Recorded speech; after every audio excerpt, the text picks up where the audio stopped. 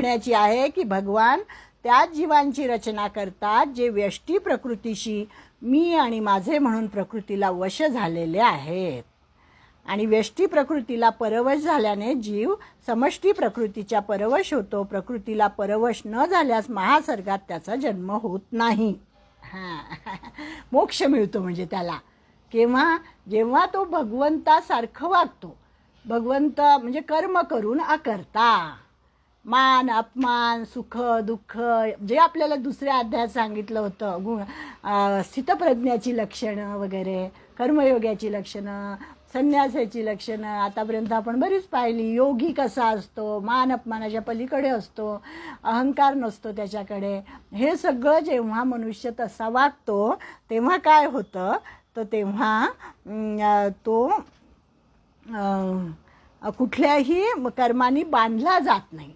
म्हणजे त्याच्यामध्ये आणि परमेश्वरामध्ये फरक तेव्हा राहत नाही आणि त्याला मोक्ष मिळतो तेव्हा. म्हणजे तो आणि परमात्मा एकच होऊन जातो तिथे. पण तो आणि परमात्मा वेगळा आणि पुन्हा पुन्हा जन्म केव्हा घेतो, तर जेव्हा तो मी आणि माझे याच्यामध्ये अडकलेला असतो तेव्हा मात्र त्याचा पुन्हा पुन्हा जन्म होतो. आसक्ती आणि कर्तृत्वाभिमान यानुसार जर कर्म केलं तर मनुष्य कर्मांनी बांधला जातो.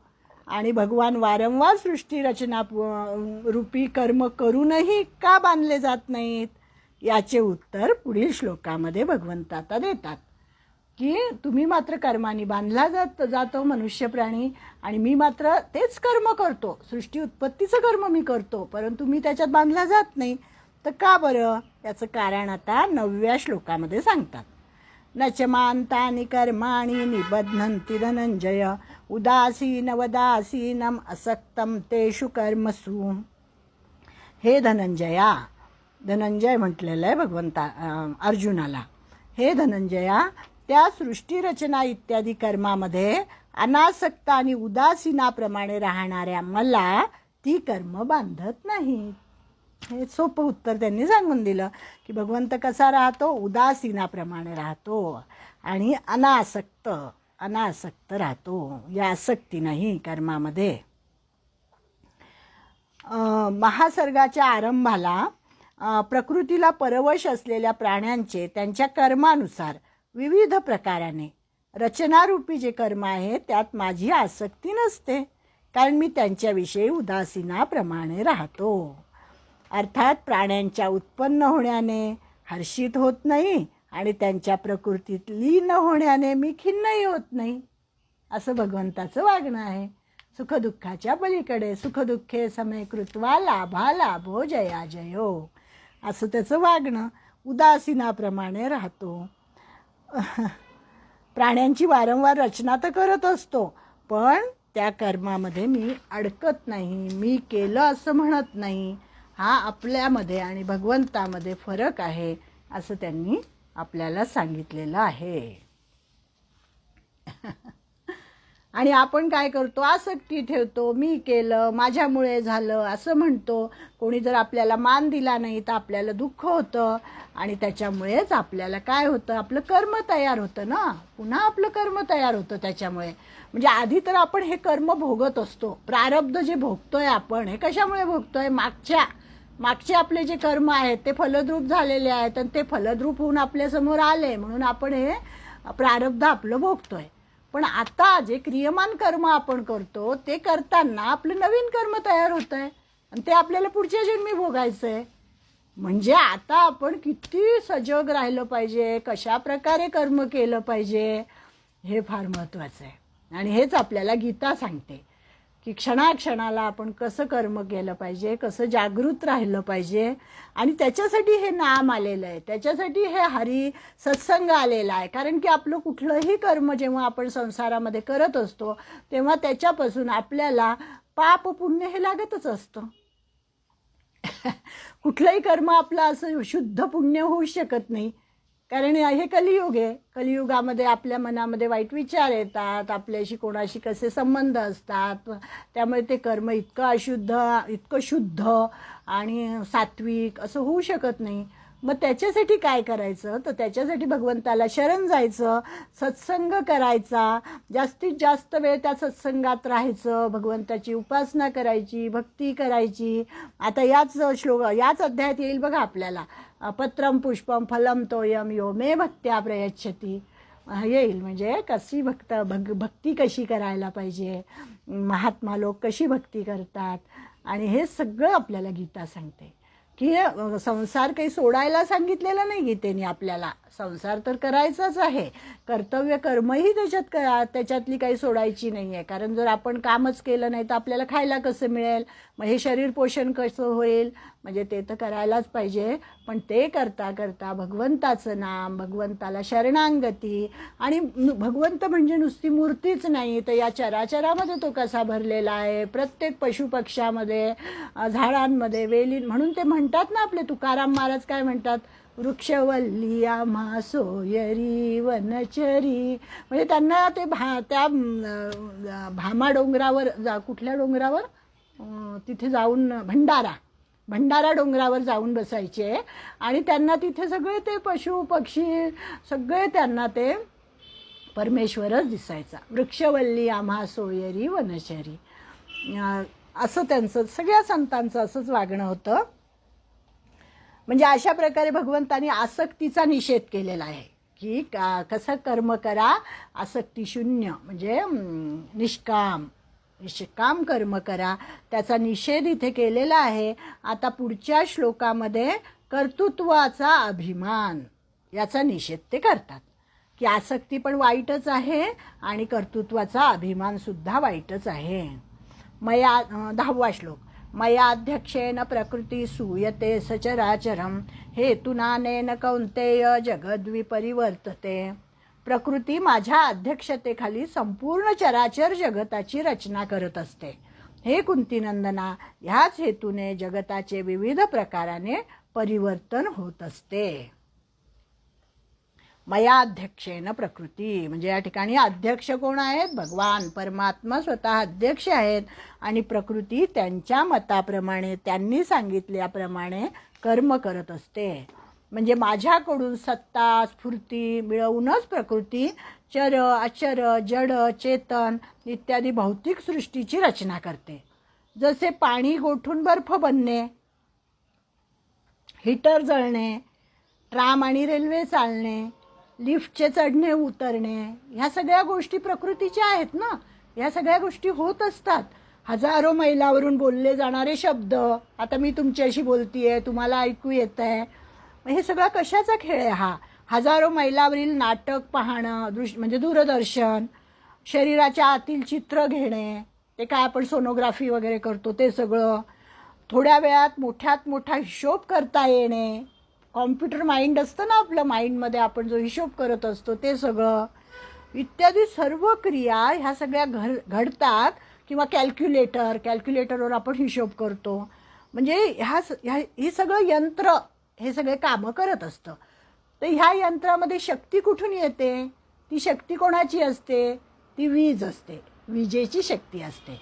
त्या विजेमुळेच पंखा चालतो, विजेमुळेच फ्रीज चालतं, विजेमुळेच TV चालतो. म्हणजे शक्तीविना हे यंत्र स्वतः काम करू शकत नाही, कारण ते जड आहे, म्हणजे ती प्रकृती आहे, आणि ती शक्ती म्हणजे ते परमेश्वर आहे. असं की कारण त्या यंत्रात विजेला सोडून कोणतेही सामर्थ्य नसते. तसेच संसारामध्ये जे काही परिवर्तन होत आहे, अर्थात अनंत ब्रह्मांडाचे सृजन होते, पालन होते, संहार होतो, स्वर्गादी लोकात आणि नरकात पुण्य पापाचा फलाचा भोग, अनेक प्रकारच्या विचित्र परिस्थिती, घटना, निरनिराळ्या आकृती, वेशभूषा, स्वभाव इत्यादी जे काही होत आहे ते सर्वच्या सर्व प्रकृतीद्वारेच होत आहे. परंतु वास्तविक भगवंताच्या अध्यक्षतेखाली हे सगळं होत आहे. भगवंताच्या अध्यक्षतेखाली हे सगळं होत आहे आणि त्याच्या सत्तेने होत आहे. तुझिया सत्तेने वेदांसी बोलणे, सूर्यासी चालणे तुझिया बळे, ऐसा तू समर्थ ब्रह्मांडाचा स्वामी आणि वर्म जाणूनी शरण आलो, असा एक अभंग आहे नामदेव महाराजांचा आहे की तुकाराम महाराजांचा आहे लक्षात नाही माझ्या, पण तुझिया सत्तेनी वेदांसी बोलणे, सूर्यासी चालणे तुझिया बळे, असं ते म्हणतात. म्हणजे या संत लोकांनी ती परमेश्वराची सत्ता मान्य केली होती, त्यांनी ते धारण केली होती, ते धारणा त्यांच्या मनामध्ये पक्की रुजलेली होती की हे सगळं करतोय, हे सगळं परमेश्वरच करतोय. वृक्षाचेही पानं हाले आहे त्याची सत्ता. म्हणजे हे जे अभंग त्यांच्या मनातून आले ते त्यांना काहीतरी अनुभव आला त्याचा, म्हणून त्या अभंगाची रचना झालेली आहे. अभंग म्हणतात त्यांना, कधीही भंग न पावणारे असे ते शब्द आहेत. आणि म्हणून आज पण इतके 4-5 हजार वर्ष झाले तरीसुद्धा आपण त्यांचे ते अभंग म्हणतो, त्या गोष्टी आठवतो.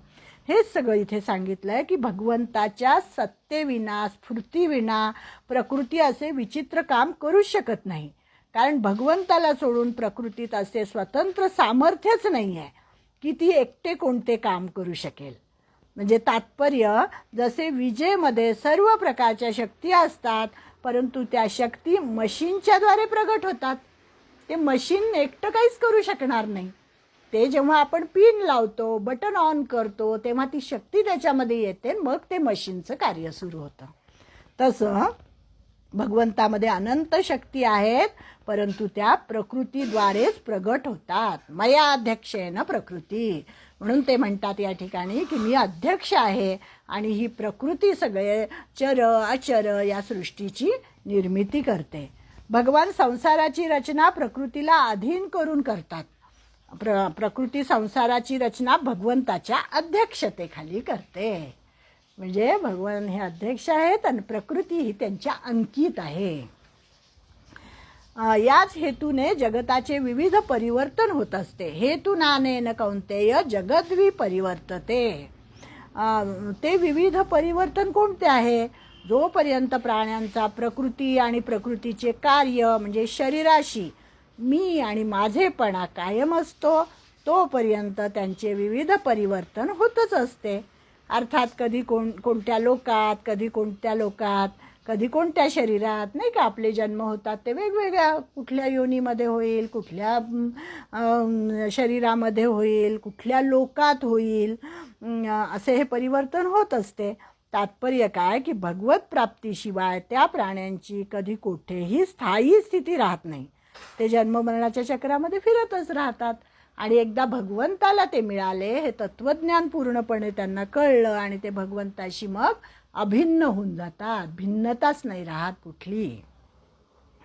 सर्वच प्राणी भगवंतामध्ये स्थित असल्याने भगवंताला प्राप्त आहेत. परंतु जेव्हा ते आपल्याला भगवंतात न मानता प्रकृतीत मानतात, अर्थात प्रकृतीच्या कार्याशी मी आणि माझेपणा हा शब्द आज फार वेळा आला, मी आणि माझेपणाचा संबंध मानतात, तेव्हा ते प्रकृतीला प्राप्त होतात. मग भगवंताच्या अध्यक्षतेखाली प्रकृती त्यांच्या शरीराला उत्पन्न करते आणि लीनही करून टाकते.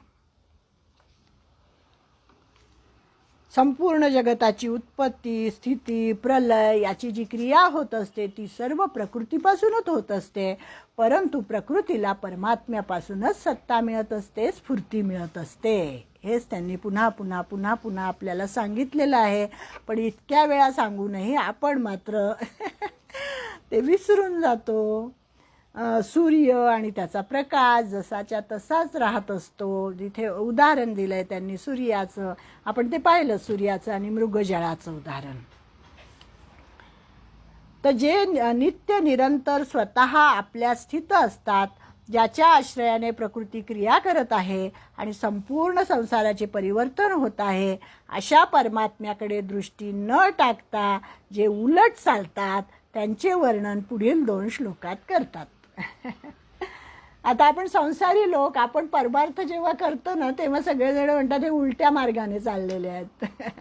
पण जे परमात्म्याचं भजन करतात, जे त्यांना संसार हा उलट्या मार्गाने वाटतो, असं आहे ते. मग त्यांनी इथे सांगितलं की संपूर्ण प्राण्यांच्या महान, म्हणजे हा श्लोक बघा, 11वा श्लोक मी वाचते आता. अवजानन्ति मां मूढा मानुषीं तनुमाश्रितं परम भावमजानन्तो मम भूत महेश्वरम. की परमात्म्याकडे ज्यांची दृष्टी नाही आहे अशा लोकांचं वर्णन आता या श्लोकामध्ये केलेलं आहे.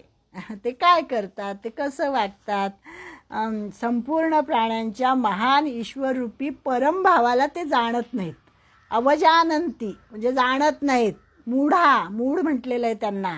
मानुषीम तनुमाश्रितम म्हणजे मनुष्य शरीराला आलेला आहे अवतार जे असतात. आता श्रीकृष्ण अवतार झाला, राम अवतार झाला, अनेक अवतार झाले, तर त्यांना देहधाऱ्यांमधला अवतार परमेश्वर त्याला समजत नाही, तर त्याला आपल्यासारखाच एक सामान्य माणूस समजतात. जसं शिशुपाल, भगवंताला तो श्रीकृष्णाला गवळ्याचा पोर समजत होता.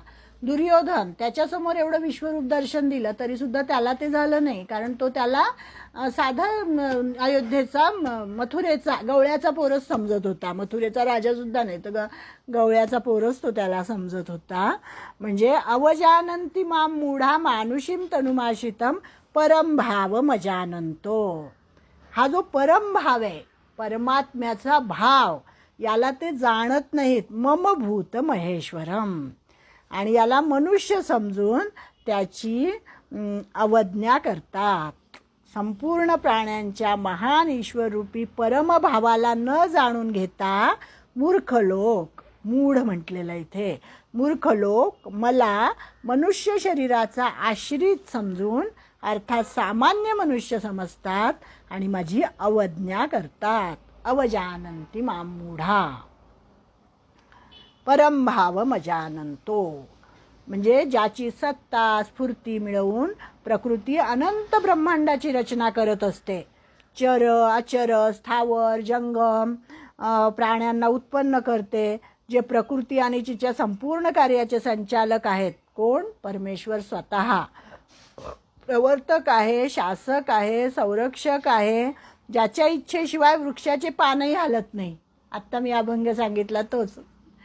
ज्याच्या इच्छेशिवाय वृक्षाचे पानही हलत नाही. प्राणी आपल्या कर्मानुसार ज्या ज्या लोकात जातात त्या त्या लोकात प्राण्यांवर शासन करणाऱ्या जितक्या देवता आहेत त्यांचाही जो ईश्वर मालक आहे, म्हणजे हे सगळे इंद्र, चंद्र, बृहस्पती, सूर्य, ग्रह, तारे आणि अनेक देवता, त्या सगळ्यांच्याही वर जो आहे तो परमात्मा आणि जो सर्वांना जाणणारा आहे असा माझा भूत महेश्वर रूपी सर्वोत्कृष्ट भाव, म्हणजे माझं स्वरूप कसं आहे? परमभाव मजानंतो. परमभाव रूपी जे माझं स्वरूप आहे त्या स्वरूपाला मात्र हे जाणत नाहीत. परमभाव परत सांगितलंय त्यांनी. परमभाव का म्हटलंय? की माझ्या सर्वोत्कृष्ट प्रभावाला, अर्थात करण्यात, न करण्यात, उलटसुलट करण्यात जो संपूर्णपणे स्वतंत्र आहे, तो परतंत्र नाही आहे. भगवान हा स्वतः स्वतंत्र आहे आणि तो प्रकृतीला आपल्या अधीन करून घेतो. जो कर्म, क्लेश, विपाक इत्यादी कोणत्या विकाराने कधी अबद्ध नसतो, जो क्षराहून अतीत आहे म्हणून त्याला अक्षर म्हटलेलं आहे, अक्षराहूनही उत्तम आहे म्हणून त्याला उत्तम पुरुष म्हटलेलं आहे. पुरुषोत्तम 15व्या अध्यायात येईल आपल्याला. तसेच वेद आणि शास्त्रामध्ये पुरुषोत्तम नावाने प्रसिद्ध आहे. अशा माझ्या परमभावाला मूर्ख लोक जाणून घेत नाहीत आणि म्हणूनच ते मला मनुष्यासारखे समजून माझी अवज्ञा करतात. मानुषीम तनुमाश्रितम, भगवंताला मनुष्य समजतात. जसे सामान्य मनुष्य आपल्याला शरीर, कुटुंब, परिवार, धन, संपत्ती, पद, अधिकार इत्यादीचे आश्रित मानतात. अर्थात शरीर, कुटुंब इत्यादीच्या प्रतिष्ठेला आपलं समजतात. ते पदार्थ मिळाल्यास स्वतःला मोठे समजतात, नाही मिळालं की लहान समजतात. म्हणजे जसं सामान्य प्राणी पूर्वी नसतात, मध्यंतरी प्रगट होतात, शेवटी पुन्हा अप्रगट होतात. अव्यक्तादीनी भूतानी व्यक्तमध्यानी भारत अव्यक्त निधनान्यव तत्र का परिदेवना. दुसऱ्या अध्यायात सांगितलं ना की आधी आपण अव्यक्त असतो, मग आपला जन्म होतो, मग आपण व्यक्त होतो आणि पुन्हा अव्यक्तात जातो. म्हणजे ही सगळी कोणाची स्थिती आहे? मनुष्य शरीराची. जे मनुष्य शरीराला प्राप्त झालेले त्यांची स्थिती आहे, जीव. पण परमात्मा तसा नाही आहे. पण हे तनुमाश्रितम अवजानंती मां मूढा मानुषीम तनुमाश्रितम, ते मला असं समजतात की मी आधी अव्यक्त असतो, मग व्यक्त झालो, मग पुन्हा अव्यक्त झालो. असा साधारण मनुष्य शरीराला परवश असणारा ते मला मानतात, साधारण मनुष्यासारखाच मला मानतात. हे काय श्रीकृष्ण अवतार म्हणजे काय श्रीकृष्ण आहे साधा, हा गवळ्याचा पोर आहे, याचा जन्म कुठे झाला, कैदेमध्ये जन्म झाला म्हणे असंही म्हणणारे आहेत. याला काय एका आईबापाचं आहे का, याला आईबाप तरी आहेत का, 2 आईबापाचं आहे बोलणारे असंही बोलतात अनेक ठिकाणी. आणि हा शत्रूला भिवून पळून गेला, रणछोडदास. म्हणजे भगवंताच्या जे त्यांनी कर्म केले ते कर्म कसे होते, तर ते त्याच्या लीला होत्या सगळ्या. भगवंताच्या त्या लीला आहेत. आपण त्याच्यासारखं वागायचं नाही, आपण फक्त त्याचं तत्वज्ञान अनुसरण्याचा प्रयत्न करायचा. नेहमी श्रीराम आणि श्रीकृष्ण या 2 अवतारांमध्ये हा फरक सांगितला जातो की श्रीराम जो वागला, श्रीरामाने जे कर्म केलं ते कर्म आपण आचरण करायचं, कारण तो आदर्श मनुष्यासारखं त्यांनी कर्म केलेलं आहे. आणि श्रीकृष्णाने मात्र सगळ्या लीला केलेल्या आहे. श्रीकृष्णासारखं जर आपण गोवर्धन उचलायला जाऊ तर आपल्याला उचलता येणार नाही. श्रीकृष्णासारख्या 16,108 बायका करायला एक सांभाळता येत नाही, तर एवढ्या कुठे सांभाळणार. म्हणजे हा फरक या 2 अवतारांमध्ये नेहमी सांगितला जातो. की आता काय काय जे आठवतं ते मी तुम्हाला सांगते ओघाने, की श्रीरामासारखं आचरण करायचं आणि श्रीकृष्णाचं मात्र तत्वज्ञान आचरण करण्याचा प्रयत्न करायचा, असं यांनी इथे सांगितलं. की भगवंत शरीराच्या आश्रित नसतात, शरीराच्या आश्रित तर तेच असतात ज्यांना कर्मफल भोगासाठी कर्मानुसार शरीर मिळत असतं, म्हणजे आपण सगळेजण.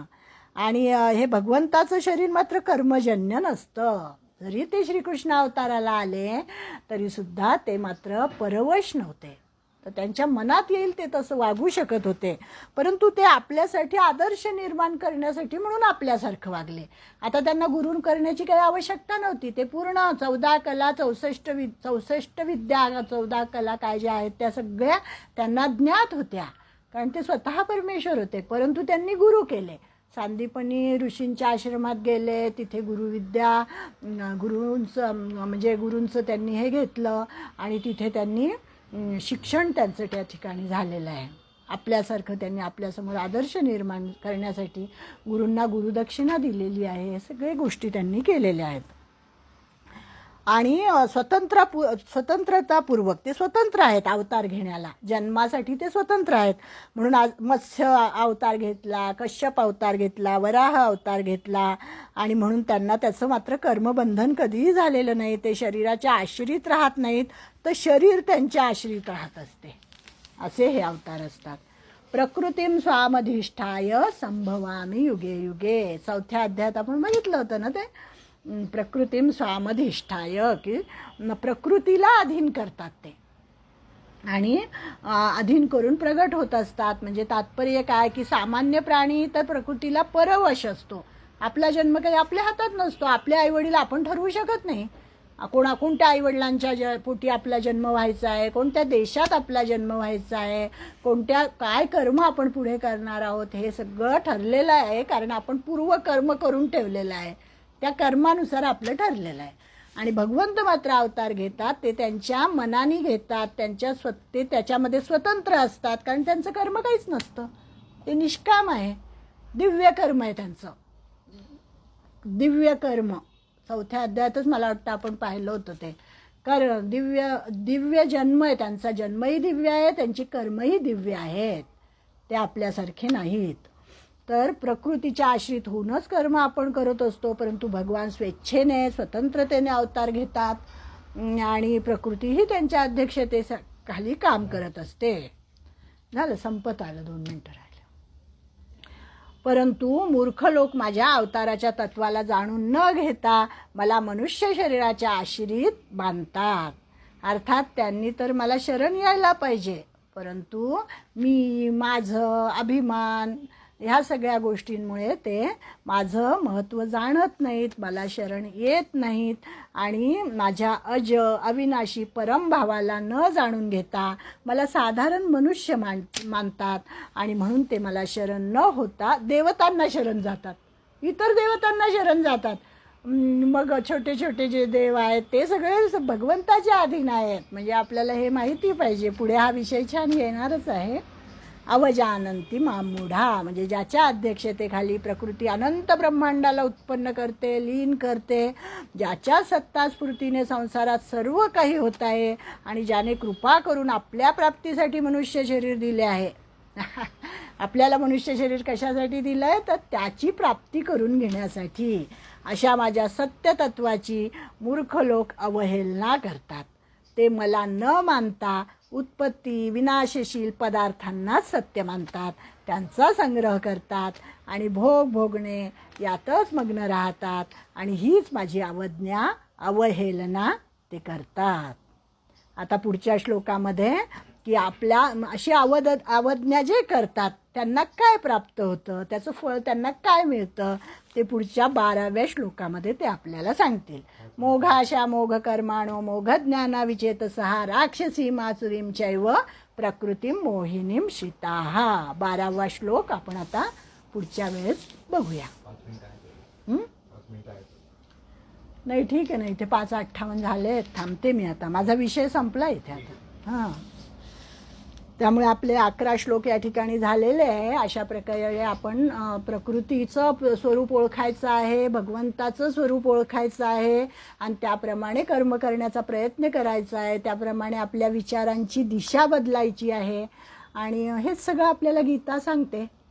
माझ्या अल्पबुद्धीप्रमाणे मी सांगण्याचा इथे प्रयत्न केला आणि आता या ठिकाणी मी माझ्या वाणीला विराम देते. ओम तत्सत श्री कृष्णार्पणमस्तु.